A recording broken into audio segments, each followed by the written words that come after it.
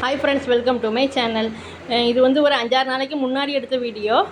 திருச்செந்தூருக்கு தான் போயிருந்தோம். எங்கள் வீட்டில் வந்து எங்கள் வீட்டுக்காரங்களுக்கு ஒரு சின்ன வேலை இருந்துச்சு திருச்செந்தூரில்.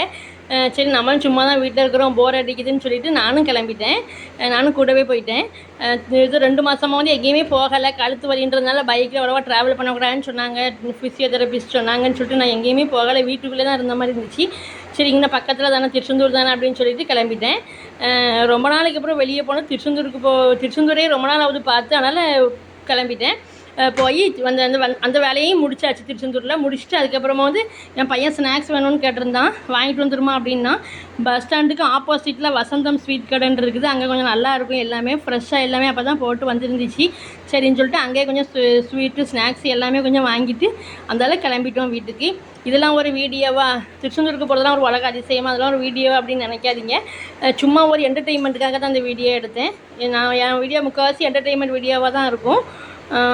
அப்போ கிளம்பி வந்ததுக்கப்புறமா திருச்செந்தூருக்கு தாண்டி கல்லாமொழிக்கிட்ட எங்கள் ஊரில் வந்து ஜேடி ஹோட்டல்னு ஒரு ஹோட்டல் இருக்கும்.